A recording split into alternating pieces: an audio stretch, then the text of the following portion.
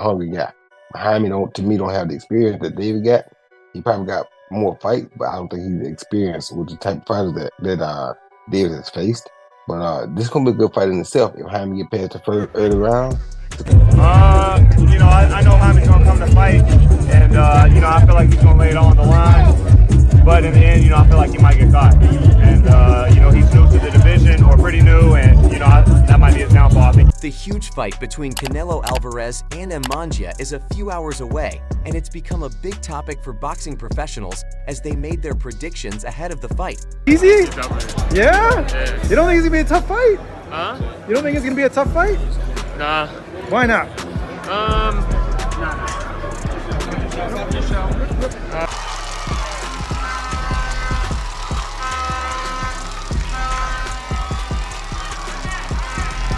There's a clear favorite ahead of the bout, but some of these professionals are seeing it from an entirely different angle.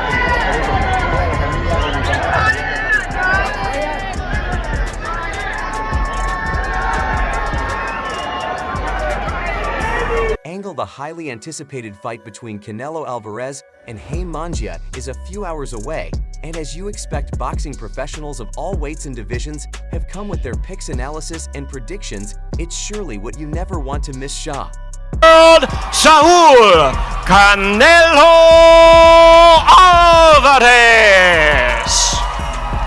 Alvarez, who has 60 wins, 2 losses, and 2 draws with 39 knockout wins, all in 64 matches, will defend his undisputed super middleweight championship in the main event of a PBC on Prime Video pay-per-view card from T-Mobile Arena against the hard-charging Munguia, who has 43 wins in 43 fights, including 34 knockout victories. The Cinco de Weekend clash represents the first time Alvarez will be fighting a fellow countryman since his 2017 beatdown of Julio Cesar Chavez Jr.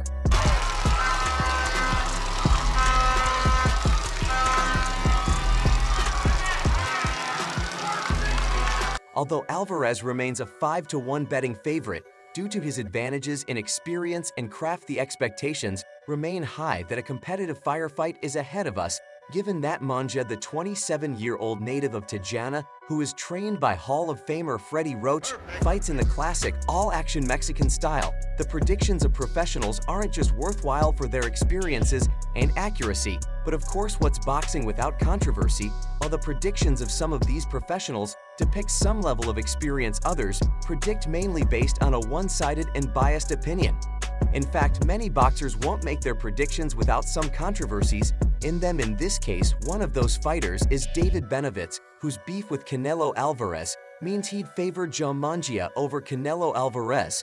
Well, that's what happens when a fighter keeps chasing another for years without getting his desired bout. But looking past David Benavidez, each of the fighters has made huge predictions in favor of himself. Making his prediction, Jaime Munguia has promised his supporters a knockout win over Canelo Alvarez. And when it was Canelo Alvarez's time to predict, he also promised a knockout win, a kind of victory he had not gotten for some time now, and the lack of knockout wins in Canelo Alvarez's most recent fights has sparked a huge comparison between him and his opponent. Canelo and Jaime Munguia have a fighter in common, John Ryder, and while Jaime Munguia was able to stop top Ryder in the 9th round with a knockout win, Canelo Alvarez saw his match against John Ryder get to the scorecards before he sealed his victory. As a result, many pro-Munguia supporters have used this as a metric to measure the abilities of both fighters ahead of the bout. But the real fans know boxing is such a tricky sport, and such metrics may not always be accurate. As a result, both fighters stand a chance. And while Canelo is the favorite, Munguia hasn't been intimidated, either promising a disrespectful knockout to the man who he has shown so much respect for all through the build-up to their fight. Of course, when it comes to making such predictions, you don't expect the former foes of the fighters involved to keep mute. In this case, it's Caleb Plant. It's been slightly more than a year since Caleb Plant has seen action inside the ring. While there are no inklings of him entering the ring anytime soon, he did tell a little bit about his comeback that fans and sports analysts alike have been clamoring for a while. His first loss, however, came at the hands of Canelo Alvarez in 2021 when he was dropped to the canvas twice in the 11th round. Having seen the might of these two fighters, He seemed like the right person to ask about their recent back and forth fight hype. A boxing publication nudged Sweet Hands to express his views on the upcoming May 4th fight between Canelo Alvarez and his Mexican counterpart Jaime Munguia. Convinced that the undisputed super middleweight champion would continue his reign, he envisioned a win for Canelo.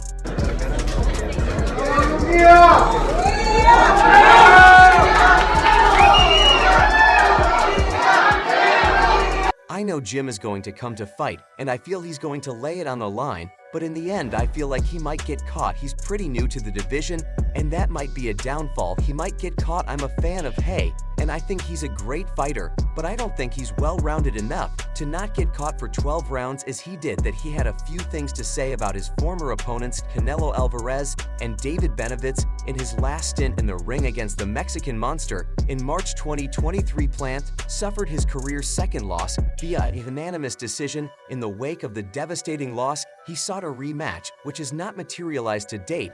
He was then asked about the ongoing verbal barbs between the Kisco-based fighter and David Benavidez. Benavidez has repeatedly called out Canelo for a fight. However, Canelo has never been keen on it lately. He demanded a steep $150 to $200 million to get that fight rolling, which in all reality seemed unfeasible. Las Vegas-based Plant commented on this front, "I mean, I don't think much of it. That's for them to figure out."